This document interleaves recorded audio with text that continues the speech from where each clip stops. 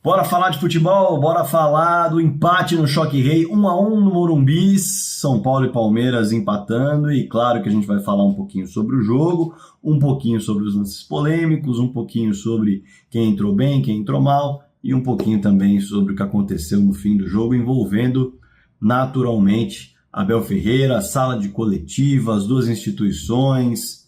Não foi legal, e a gente vai mergulhar nisso.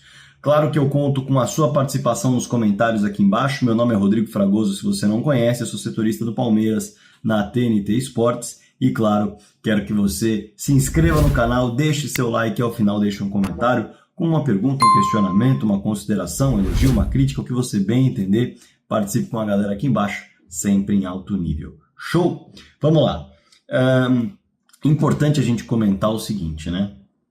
Eu vou primeiro falar de futebol, porque é do que eu gosto de falar. E depois a gente fala sobre polêmica. Foi um clássico de poucas finalizações e com algumas surpresas. Na escalação, o técnico Thiago Carpini não pôde contar com o Wellington Rato, que mexeu na estrutura da equipe. Esse fato, ele acabou levando o Thiago Carpini a se utilizar de 3 zagueiros na escalação inicial e trabalhar espelhando o Palmeiras nesse confronto. O Palmeiras fez uma alteração na sua equipe, por opção. Contra a Portuguesa, o Palmeiras teve Caio do lado esquerdo, o Rios saiu do time, em relação ao time que enfrentou o Mirassol, e aí, contra a equipe do São Paulo, o Palmeiras voltou a ter o time que enfrentou o Mirassol, com o Rios dentro da equipe e o Caio Paulista no banco de reservas. No fim das contas, era um Palmeiras que em muitas ocasiões até baixava um quarto homem para fazer saída de bola, porque o São Paulo marcava alto a equipe com o Luciano, com o Lucas e com o Ferreirinha. E aí o 3 contra 3 não é dos mais agradáveis para sair jogando. O Palmeiras optava por tentar baixar mais um homem, em algumas ocasiões soltava os alas, baixava o Aníbal Moreno para ver se complicava um pouco mais a marcação, para ficar com 5 na linha linha do meio, e obrigando o São Paulo a baixar um dos seus 3 que vinham fechar. Então, era uma estratégia numérica que o São Paulo tentou aplicar contra o Palmeiras na saída de bola, e o Palmeiras tentou reverter dessa forma, com o Aníbal descendo um pouquinho para fazer essa saída, soltando um pouco mais os dois e tentar ocupar mais opções, ocupar mais espaços, a gente pode dizer assim, ter mais opções no meio campo e forçar um dos jogadores do São Paulo a baixar. E isso é interessante, são desafios que os técnicos vão se colocando em cada fase do jogo. Agora, muito por conta do grau de nervosismo que esse clássico envolve, ele também acaba gerando muita disputa e, ao mesmo tempo, muitas faltas. Foi um jogo muito faltoso, e por isso muito travado também. Tanto que Palmeiras e São Paulo só finalizaram 8 vezes ao longo de 102 minutos. É pouco, dava para criar mais, ainda mais com toda a qualidade que se tinha em campo dos dois lados, mas o nervosismo de um clássico pesa, um resultado negativo, melhor dizendo, no clássico também pesa, então os times são mais cautelosos, é muito natural. E aí, quem foi mais perigoso? A gente pode tentar trabalhar dessa forma, né, para falar um pouco de campo e bola e depois a gente mergulha nas polêmicas. Na minha concepção, foi muito igual, mas o São Paulo foi um pouquinho mais perigoso. Pouca coisa. E aí eu vou nas chances criadas para justificar. Você pode comentar aqui embaixo se você não concordar, evidentemente. Mas o Palmeiras teve uma chance num chute de fora da área do Rios. O Palmeiras teve uma chance do Aníbal de cabeça na bola parada que foi batida pelo Rafael Veiga. O Palmeiras teve o Endrick de cabeça também em bola parada. A bola, inclusive, entraria no gol se o Zé Rafael não desvia para dentro do gol, e o gol valeria. Foi ali um momento de devaneio do Zé Rafael, tentando colocar a bola para dentro, uma bola que já tinha a direção do gol, e ele acabou dá para dizer que ele acabou sabotando sem querer o gol do Palmeiras naquela ocasião. E o gol do Palmeiras sai numa batida de pênalti, depois de um lançamento para a área, que o Rafael acaba dando um soco na cabeça do Murilo, e o pênalti foi bem marcado. Eu vou falar melhor sobre isso já. Mas então a gente está falando de um gol de pênalti, a gente está falando de 2 jogadas na bola parada com Aníbal e com Endrick, e um chute de fora da área do Rios. Quando a gente olha para o São Paulo, os números são bem parecidos. A gente tem o Luciano numa jogada que tem trabalhada de trás para frente, com o Wellington avançando, Marcos Rocha e Endrick ficando para trás, cruzando, e o Luciano passa raspando a bola, poderia ter colocado a bola na rede nessa jogada. Tem o gol do Alisson, que foi numa pressão alta do São Paulo, numa saída de bola errada, que eu vou comentar também, do Everton, e esse gol do Alisson acaba sendo uma jogada de pressão alta e também com a jogada trabalhada rapidamente, com tomadas de decisão bem feitas, o próprio Ferreirinha conseguindo soltar para trás, o Alisson chegando, sabendo que teria oportunidade de finalizar e finalizando. E aí também tem a jogada do Ferreirinha ainda no primeiro tempo, escanteio, bola tocada para ele faz a jogada individual, bate, a bola passa raspando a trave, e por fim, depois de um longo período sem ser de fato perigoso, o São Paulo tem ali nos minutos finais a chance de vencer o jogo por 2-1, numa jogada do Rames Rodrigues, tabela, passe para o Alisson na cara do gol, ainda um pouco desequilibrado por conta do acúmulo de jogadores ali na frente, toma a decisão estabanado, afobado e não conclui na direção do gol, conclui para fora, poderia ter sido o gol da vitória. Na minha concepção, o São Paulo foi um pouquinho mais perigoso do que o Palmeiras, mas ainda assim a gente está falando de um clássico com 8 finalizações para cada lado apenas, muito amarrado e muito faltoso, com foco principalmente em tentar travar o adversário, muito mais em tentar criar de fato muitos perigos e muitas ameaças, sem se expor tanto. E falando sobre essa questão de não se expor tanto, a gente tem que falar sobre o Endrick, né? O Endrick, eu estive na transmissão do jogo pela TNT, e aí a minha visão não foi de cima, a minha visão foi da altura do campo. E no primeiro tempo eu estive justamente onde o Endrick mais ficou, no campo de defesa do Palmeiras. Fala-se muito sobre o Palmeiras atacar a linha adversária com 5 homens. E quando você olha para o mapa de calor, inclusive, você não vê o Zé Rafael conseguindo atacar essa linha, você não vê o Veiga conseguindo atacar essa linha, você não vê o Endrick conseguindo atacar essa linha, você não vê o Piquerez conseguindo atacar essa linha, você vê só o Flaco, de fato, nessa última linha. O Palmeiras não conseguiu fazer aquilo que gosta, que é colocar muita gente em cima da última linha de defesa adversária. Já o São Paulo, você vê que colocou ali Lucas, Luciano e Ferreirinha, digamos assim, com essa missão e se aproximou um pouco mais de ter a bola de frente e duelando contra a última linha do Palmeiras. Mas pouca coisa, como eu disse, foi muito faltoso, muito complicado de jogar. Agora, especificamente o Endrick que a gente tem que mencionar. O Endrick, ele se preocupou muito mais, e aí por uma orientação, naturalmente, em fechar o espaço do Wellington do que em obrigar o Wellington a se preocupar com ele. O Endrick, em muitas ocasiões, fechava a linha de 5 lá atrás e ficava muito longe do gol. As melhores jogadas do Endrick, os melhores momentos do Endrick, mais uma vez, foram quando o Marcos Rocha ocupou aquele espaço, ele foi para dentro, recebeu, ele conseguiu gerar cartão amarelo para o adversário, ele conseguiu falta, ele conseguiu acelerar a jogada que tinha por dentro pouca expectativa de conseguir driblar, driblou 2, 3, conseguiu soltar a bola para fora e fazer com que o Palmeiras chegasse à linha de fundo. Então, por dentro, o Endrick é muito mais perigoso do que por fora. Por fora, eu nem estou falando como ponta, mas como ala, ele fica muito longe do gol. E isso não é bacana. Tendo o Mike novamente na equipe, o Mike sim é um cara que tem muita capacidade de jogar pelo lado direito do campo, por exemplo, fazendo a função de atacar espaço, de chegar na linha de fundo e não perdendo o Endrick com a capacidade que tem por dentro. O Mike por dentro não faria isso, por exemplo. Então, na minha concepção, um equívoco a posição do Endrick, que não funcionou contra o Mirassol, na minha opinião. Ele aparece aberto contra a Portuguesa, é bem verdade, mas também não aparece com tanto perigo quanto ele pode fornecer jogando no corredor central. E agora contra o São Paulo também não foi das melhores decisões quando ele joga aberto. Quando ele aparece por dentro, é muito perigoso. O que dá para destacar em relação ao gol do São Paulo? Outra polêmica que pintou aí. Bom, falha de Rios, na minha concepção, e falha do Everton. O Everton falha na tomada de decisão. Ele viu que havia 3 jogadores ali naquele espaço fechando passes, mas do lado esquerdo dele ele tinha um Murilo bem aberto e poderia ser uma saída, até porque aquele corredor não estava congestionado. Por dentro estava congestionado e o Everton opta por tomar a decisão de dar o passe para o Rios. E aí vem a falha do Rios, que é uma falha técnica. O Rios não consegue dominar a bola e aí se atrapalha, o São Paulo rouba, já tem 3 jogadores à frente da linha da bola, tem a roubada com mais um quarto e aí claro que dá um desespero, dá pane na defesa e rapidamente o São Paulo resolve a jogada e faz o gol. Dentro desse lance, uma outra polêmica. O Rios chega com o pé na sola do Pablo Maia. Na minha concepção, merecia expulsão. Era lance para vermelho no Rios. Quando você olha a sola do pé do Rios, como ele chega, onde ele chega na meia, ele chega por cima da chuteira, e não estou falando aqui no ponto envolvendo intenção de machucar o adversário, não, mas ele pega num lugar em que o cartão vermelho é praticamente natural. Muitas polêmicas, então eu vou acelerar aqui. Pênalti do Murilo. Para mim não tem discussão. O Murilo ganha a disputa de bola do Rafael, por isso ele cabeceia a bola, e o Rafael só soca a cabeça do Murilo.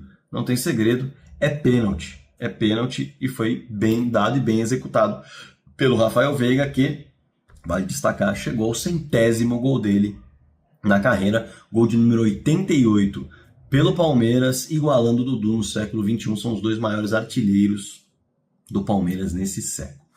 E aí outra polêmica que pintou foi o penal no Luciano, pênalti no Luciano do Piquerez. Aí a gente tem que olhar de duas maneiras, na verdade para dois momentos. Primeiro momento, é um lance interpretativo. O VAR, ele não deveria chamar o árbitro. Quando a gente olha para o pênalti do Murilo, por exemplo, não há interpretação. O Murilo toma um soco na cabeça. Não tem interpretação. O soco na cabeça ele é objetivo. É pênalti.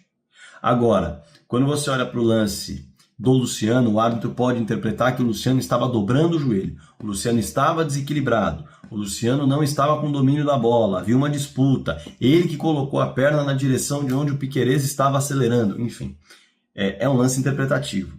E a partir daí, naturalmente, a decisão de campo deve prevalecer. O VAR aparece para erros claros. É protocolo isso.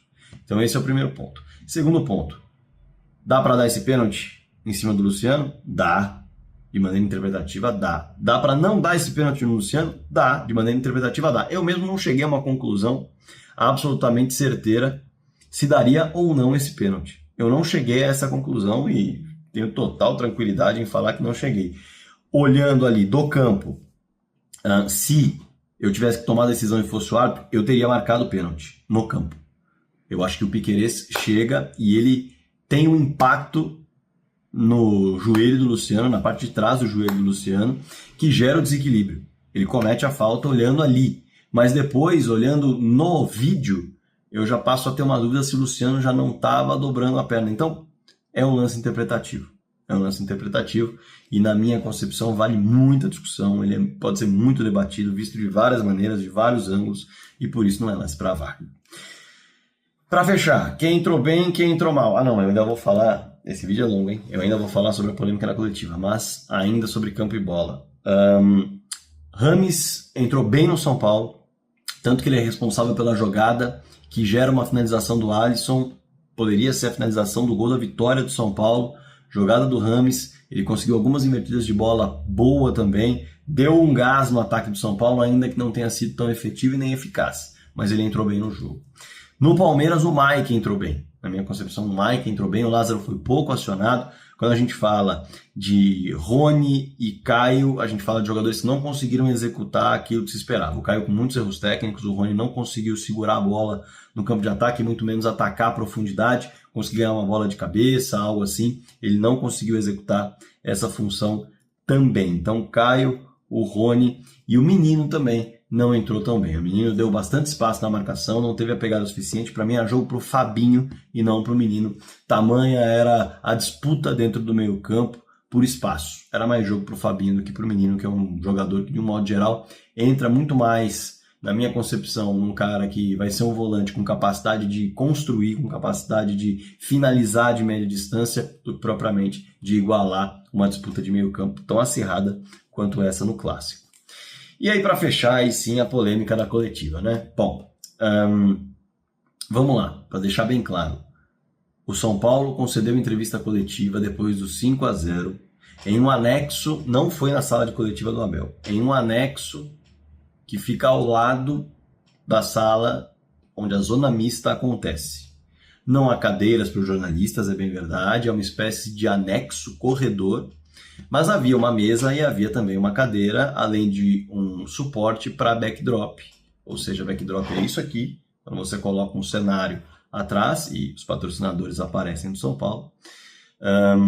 Não era uma sala, é bem verdade. Não havia sistema de som também, é bem verdade. Quando você Os jornalistas perguntavam de um modo geral sem microfone, se não me falha a memória, esse é um detalhe que pode me falhar a memória. Mas foi assim, não foi na sala de coletivas do técnico Abel. Na eliminação do Palmeiras na Copa do Brasil, no mesmo ano, aí sim o Dorival Júnior concedeu entrevista coletiva na sala do técnico Abel Ferreira, porque tem fotos rolando aí, gerando essa dúvida. O São Paulo optou por não permitir que o Palmeiras utilizasse a sua sala de imprensa para conceder entrevista aos jornalistas. Vamos lá. Isso não deveria ser um problema.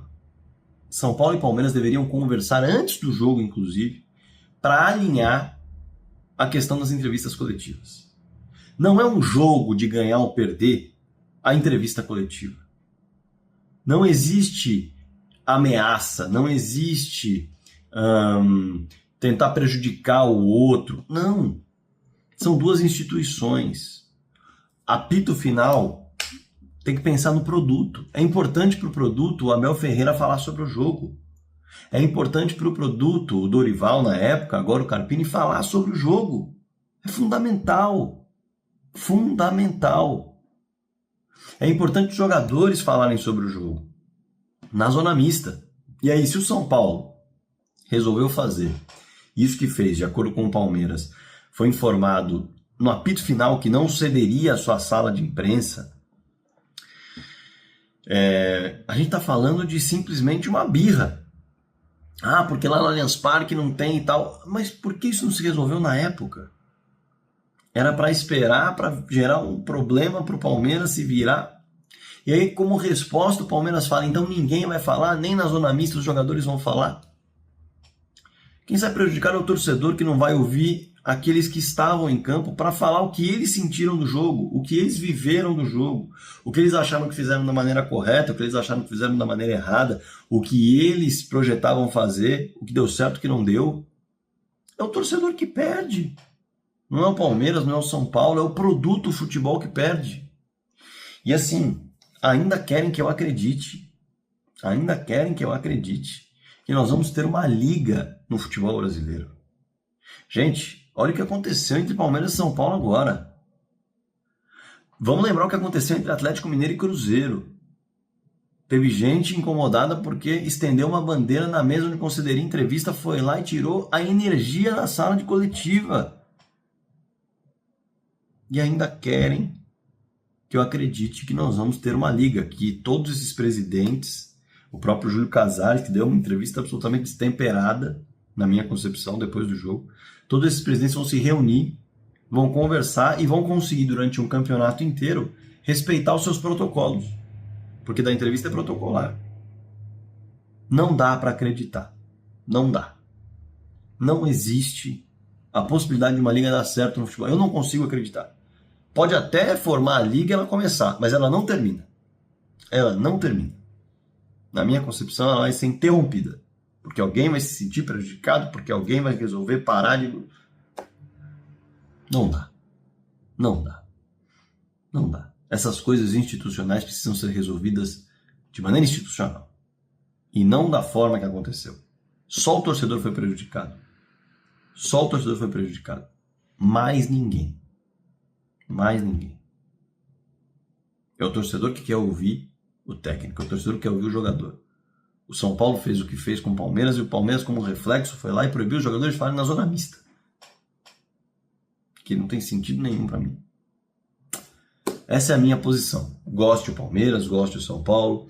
A minha posição é: deveria ter sido resolvido de maneira institucional. E não dessa forma.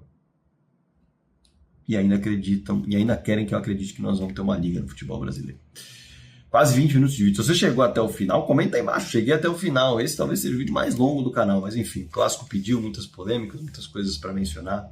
E é claro que eu quero que você comente aqui embaixo tudo que você quiser. Divulgue esse vídeo para todo mundo, que é quase um episódio de série. E mais do que isso, curta, se inscreva no canal, compartilhe o vídeo que eu vou ficar muito contente. Bora falar de futebol.